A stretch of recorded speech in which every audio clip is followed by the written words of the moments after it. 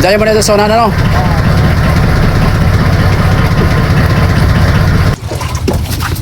Naglalagay na ng yellow. Kulang ng yellow. Ay, buo-buo pa naman.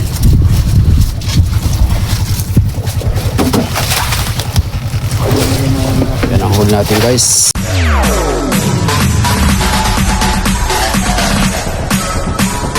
TikTok All-Star.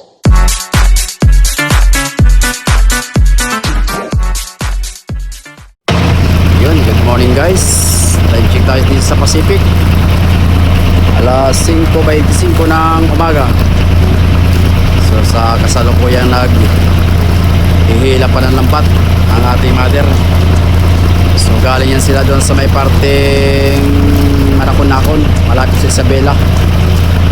Kaunti ang huli doon, gawa ng makuan daw, malakas ang agos ng dagat, tapos may lapay isda. So kaya dito sila tumakbo sa buyahan ng laot ng Cordel, Baler. So may kaunting pa naman daw sa loob, may huli.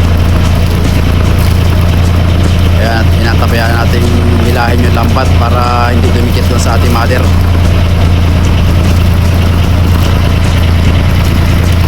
So ang huli nila yan, guys, ay halos kalahati pala sa bodega, storage nila.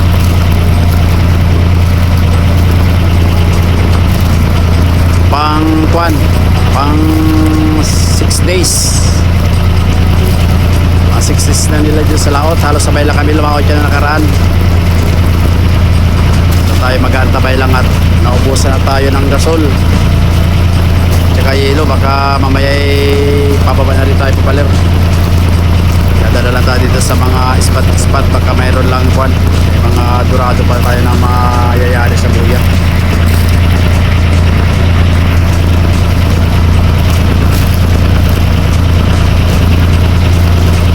So ngayon, guys, ito ang lagay na aming karagatan, no? Yan, nandiyan yung Cordel. So hindi pa naman lumalabas yung haring araw sa silangan. Ayan, ito yung kadugso ng ating vlog sa pagpipishing. At dumating tayo sa area na ito kahapon ay 4:30. So nakayari pa tayo ng kulang isang banyera kahapon tsaka 2 dorado. Mapapanood nyo naman dyan sa vlog na ito. Yun yung ating mga huli. So nandun yung ating kasama sa bangka, lumipat pa at natulong sila hila ng lambat para makahingi rin tayo ng konting isda mamaya. So yun, shout out muna sa ating mga viewers, sa ating mga subscriber na walang sawang sumusubaybay at sumusuporta sa ating YouTube channel. Maraming po salamat sa inyong pagsubaybay palagi. Pagtyagaan nyo na po ang ating video kung malag at wala tayo magandang kamera. Nag-iipon pa po tayo ng pambili ng GoPro kung sakasakali. At maganda talaga pag GoPro dahil action cam. Pagtyagaan nyo na muna, mga kaigops, ang ating video. So ayan, so ipapalipat natin yan sa sintro. Diyan lang sa may patong mo lang. Sa baba ka pati, huwag ka sa ilalim dahil pag piniti ka ng lobit, baliktad ka diyan. Yan, tanggalin mo. Yan, ganyan.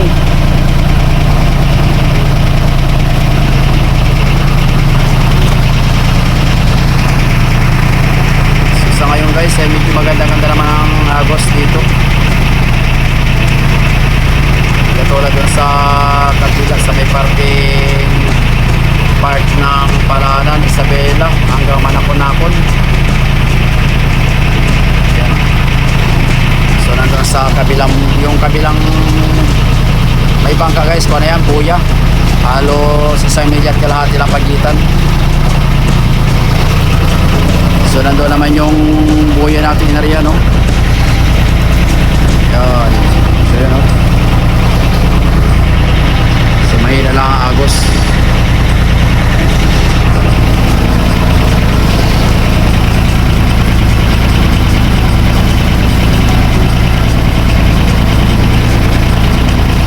So medyo pahirapan talaga ngayon ang panguhuli sa pangulong.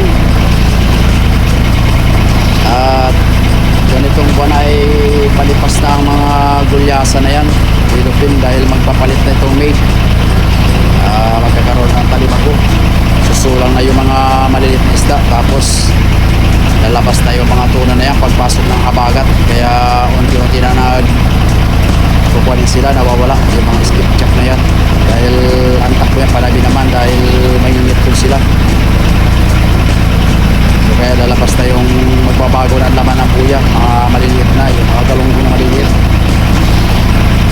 Taon-taon talaga ganyan guys dito sa Pacific, at ating naobserbahan na yan. Siyempre ito ang ating hanap buhay, kaya ating naobserbahan ang sistema ng kwan, labas ng isda dito sa karagatan, kung anong buwan sila papasok, lalo na yung tuna. So sa ngayon may pailan-ilan na rin na kwan. Nasa labas pa lang isda guys, so may palukso-lukso pa doon sa labas, talagang mailan din ang isda. So ayan, halos malapit na sila sa sintruhan ng lambat.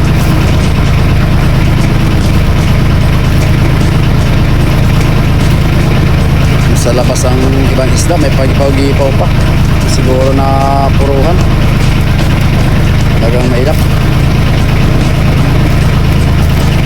So itong buhay ito guys, ay ang laman nito ay umabotan ng isang buwan ito, at nung nakaraan ay umariya kami dyan sa baba, ay konti lang din na nahuli, nasa 5 cooler. So ibinalik yung isda sa buyang yan, at halos magkalapitan lang yung narihan namin na buyang. So ngayon lang naman ulit na arihan.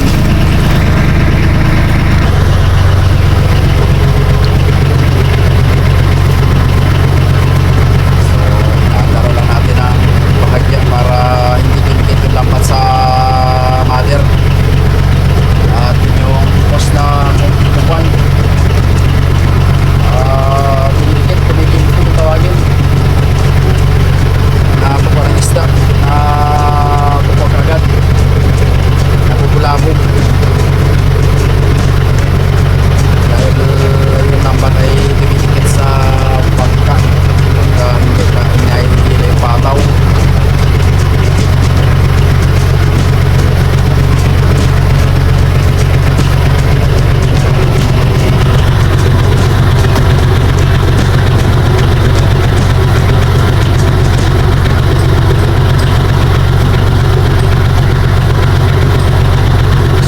Inaalalayan lang natin para hindi masyadong dumikit to sa mother. So guys, malapit na.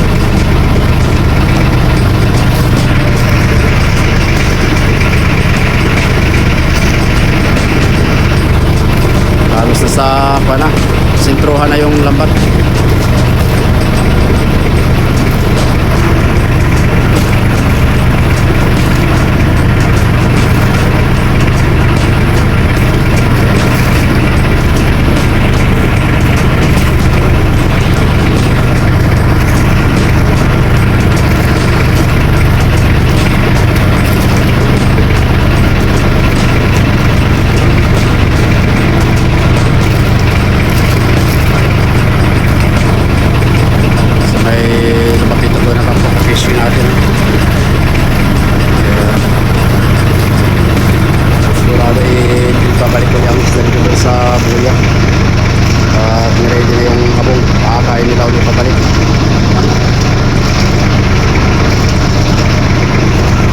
Tayo guys, 5:45 na dito sa Pacific. So tayo ay nakalas na sa Pataw, at hindi pa tayo sa kabilang side. Tayo ay sasapa din sa bangka. Tingnan natin kung meron na sila huli.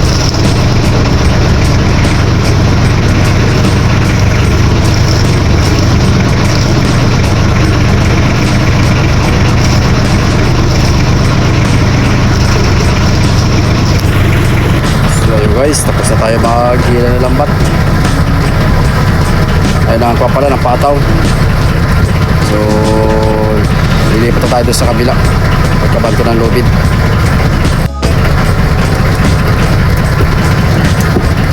Enjoy mo na ito sa unahan, ano?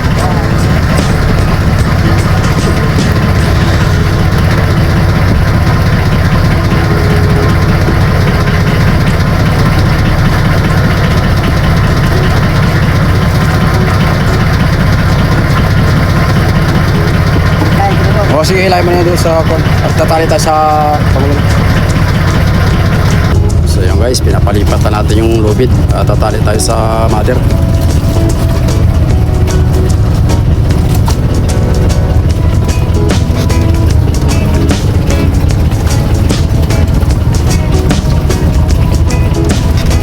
Sabit. So yun, iikot na tayo guys sa bangka. At tayo ay tatali na. Baka pa na lang. So lilipat na tayo guys. Pahagis tayo ng kwan, lubid.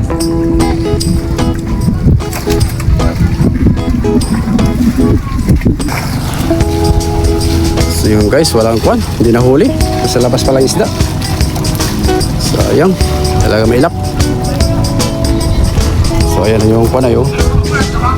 Kabong.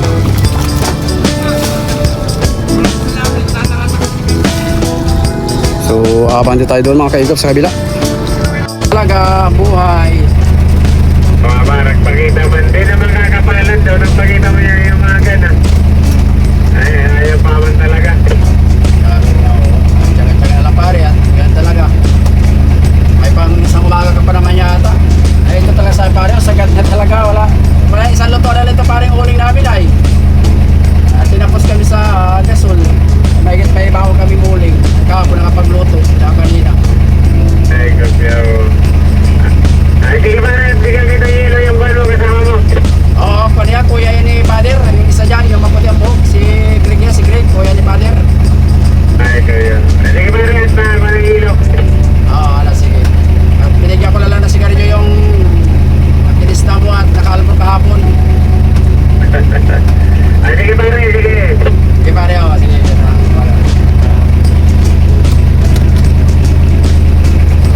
Ayun. Kausap natin si Kapitan. Talagang Juan. Pangit palang silip sa ilalim. Kala mo'y maganda lang pisto ng bangka. Lampat. Binalian. Pag ganun kasi mga kaigops sa Juan. Lutang. Pag hinila ng hurgos yung birada ng pangulong. Nalutang yung lambat kahit may pabigat siya. Kaya yung isda doon tulisin na subukan, sumisisid doon dumadaan sa ilalim. So mag-iisang umaga pa doon sila dito sa area na ito, sa Pacific. Katang huli pangalan daw nila ay nasa isang tulinada. So binabalik nila yung nililipat nila sa kabilang spot, yung daraw dito. Parang huli talagang bukya. So nagpahingi na lang tayo ng konting hilo dun sa mother. At yung hilo natin ay saktuhan na lang talaga. Dahil yun nga, galing sa freezer ay madali matunaw. So pang 1 week na natin dahil umalis tayo ng Baler ay Lunes, linggo na bukas. So kinapos na tayo sa Gatong, wala na tayong gasol. Mabuti nga lang may reserva tayong huli. So tabayan na natin guys yung ating mga kasama dun sa bangka. At nagpahingi tayo ng konting hilo para panghapon. So dala pa tayo sa mga buya. Makadagdag pa tayo kahit bukas na tayo magbaba ng isda. At sayang pa yung huhuling, hindi natin maghapon kahit makadagdag tayo mga 20 kilos. So pang bigay ulam na rin sa mga kapwa natin kapishing ko na mag-antabay sa tabi bukas. So yun, tabayan lang guys at susunod tayo sa ating mother at kunin natin yung hinihingi natin yelo, rice. At binigyan na rin natin sila ng kape at sukal at talagang sagad na rin. So gano'n lang talaga. At pag inabot ka ng ganyang katagalang pakulo, talagang sagad-sagad sa dami ng tao pati tubig. So kasi yan dapat mga pagpalan sila mga pang 1 week talaga. So 3 umaga sabay tabi na kung talagang may isda. Dahil sa dami ng tao, tapos yung hilo na yun nila ay pagka may huli, sakto ka lang talaga yun. So yun guys, tayo ay susunod sa mother. Alright. So yun at layo-layo pa sila doon sa buya. So gano'n lang talaga ang buhay mga kaigops dito sa Pacific. Yan ang sistema ng aming pamalakaya dito sa karagatan. Kahit nandyan ang isda, kahit magandang panahon, pag ayaw magpahuli ng isda, hindi mo mapipilit. Ganon din sa ibang pamalakaya. Kaya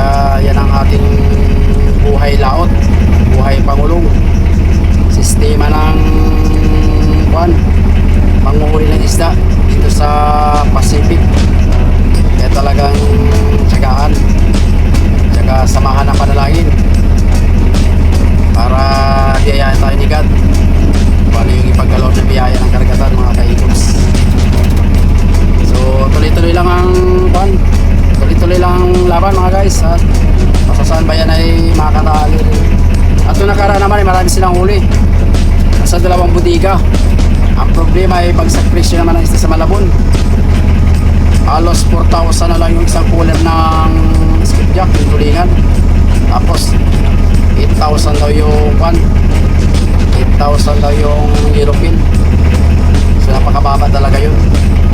Yung ganong huli nila, guys, ay malaki na sana kikitain nung pagka dati talaga presyo ng 20 mil, 15 mil ang isang cooler.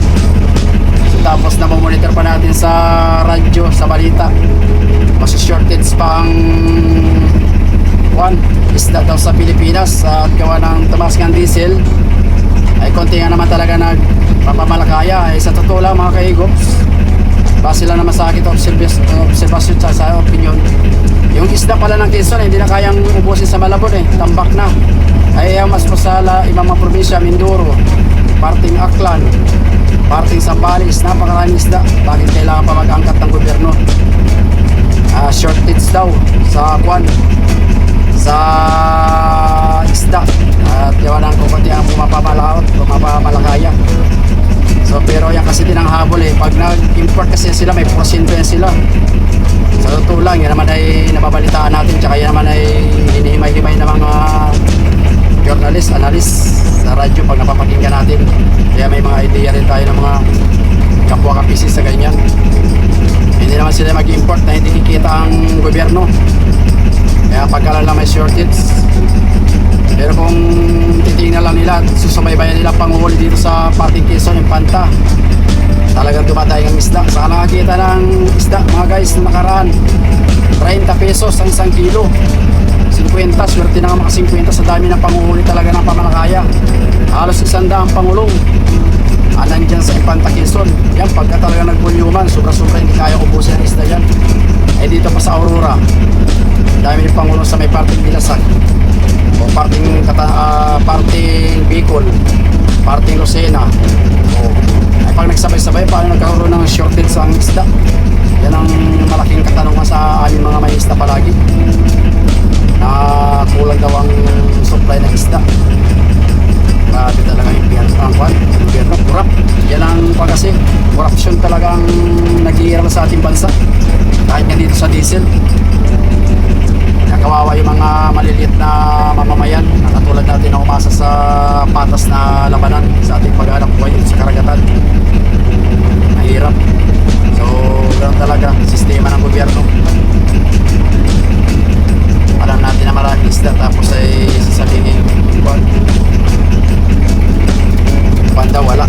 Sige guys, antabayan natin, dili pa tayo. Hindi naman sa atin ay puro-puro lang opinion, sarili nating idea. Atin naman na paparin ka naman sa radyo, sa mga komento, sa mga komentarista sa radyo. Yan naman ay wala naman ating observasyon. Alright, see you guys. Ayan kuya, bibigyan natin. Ano daw po? Oh, ito bawa, sibuyas na lang, wala kami bawa, ilang piraso lang. May sibuyas tayo doon. Ito. Oh. Kasya na ito. Oh. Luya, teka. Marami-rami na siya. Ay, wala na rin kanin luya. Ay, meron pa pala dito, nagdagan ba yan, oh. Meron pa naman, para marami-rami kayo luya. Tabi na rin kayo bukas? Ay, mamaya, titignan ko anong plano ito. Ang plano muna. Wala na kami isang pa na lang. Wala kaming gasol, uling na lang gamit namin. Hindi na lang pa namin, oh. Uling na lang uli namin, oh. Wala na.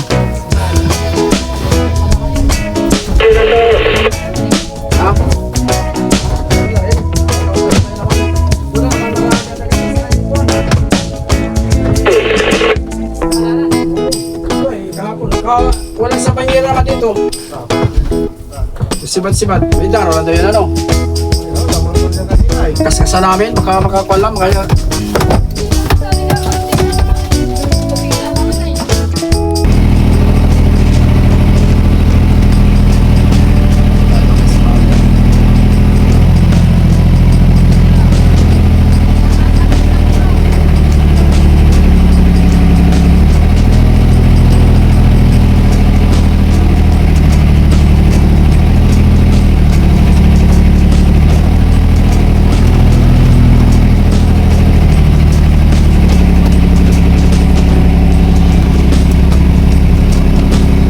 Ito yung inarihan natin nung nakaraan ay.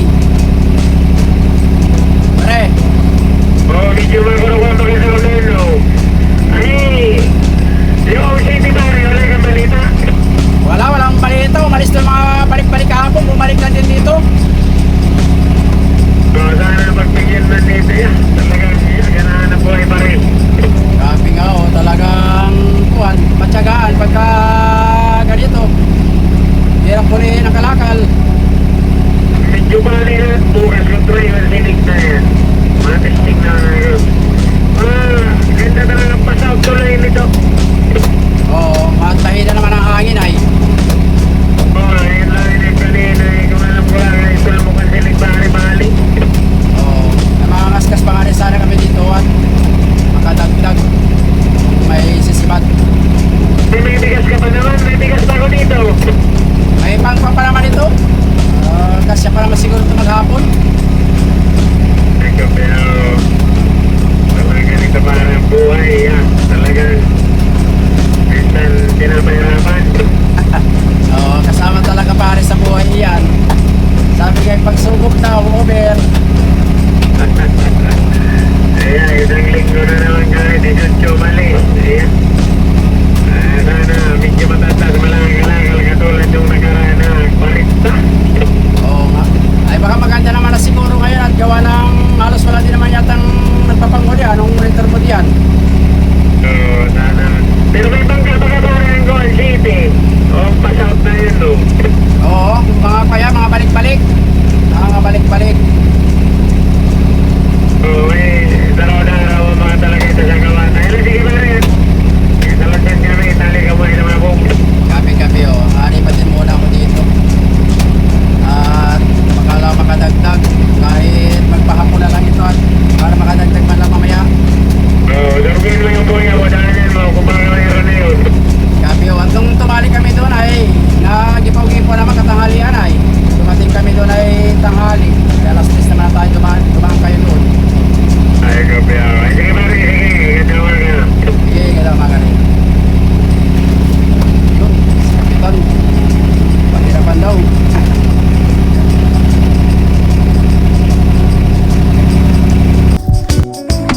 So yun guys, time check tayo ngayon.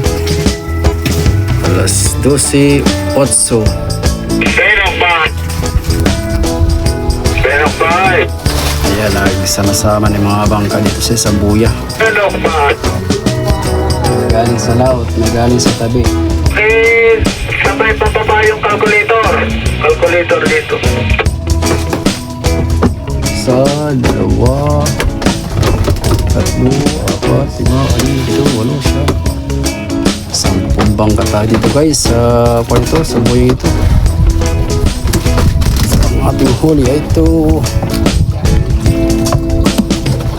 Skipjack.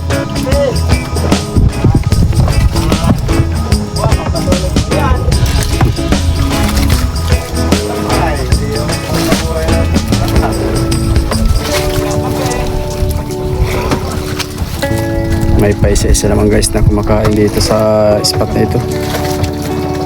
Tsaga-tsaga na lang tayo. Naglalagay na ng yellow. Kulang ng yellow. Ay, buo pa naman.